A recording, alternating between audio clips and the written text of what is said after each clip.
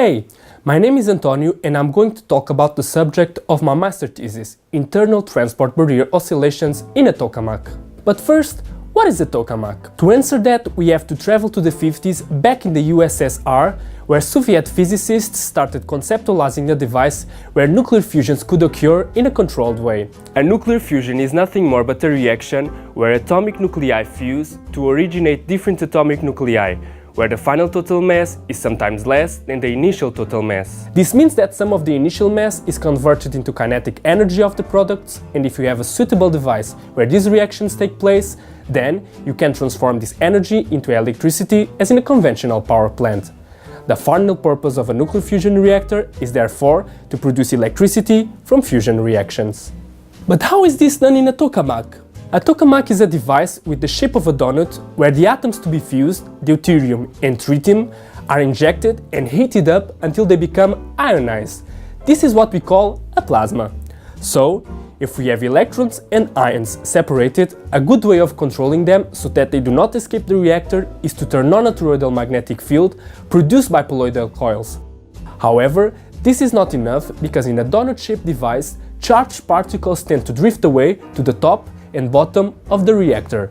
Thus, we will also need a poloidal magnetic field of much smaller intensity than the toroidal field, but nevertheless very important. And how do we create this poloidal field? Well, it's very simple. Did you know that a current wire creates a poloidal magnetic field? Now imagine that you close the wire onto itself and you'll get the field that we need.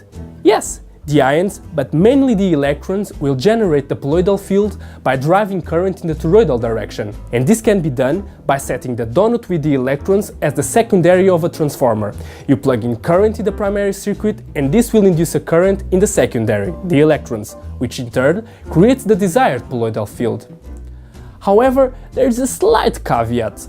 This process is only possible if current is ramped up in the primary circuit so that there is flux variation. It's Faraday's law.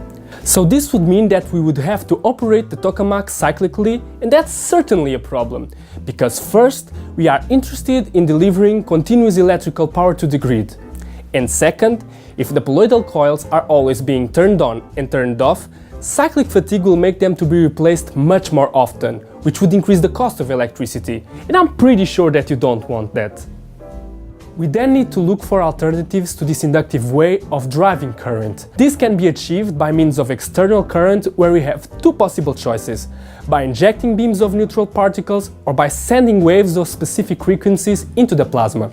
In both ways, momentum is being transferred to the plasma in a very specific direction, originating a toroidal current. All of this has been experimented in several tokamaks around the world and also in big computer simulations, and two important phenomena have been identified as a consequence of driving current, partially or totally non-inductively. The first one is the formation of an internal transport barrier. This is a region within the tokamak where the particle and heat transport towards the walls is strongly reduced. This allows for the pressure in the core to increase substantially, enhancing this way the performance of our reactors. So this is definitely good news. The other phenomenon coupled to all of this is the experimental observation of oscillations in time of the temperature and of current, as if the system is constantly trying to create this internal transport barrier, but then it is quickly destroyed and the cycle restarts again. The main goal of my master thesis is to develop a dynamical system model that captures the essence of this oscillatory behavior. And why would we be interested in that? Well, if we know which variables of the system are more predominant in triggering or cancelling the oscillations, we will know how to exactly operate the tokamak, such that we get a steady state regime without oscillations.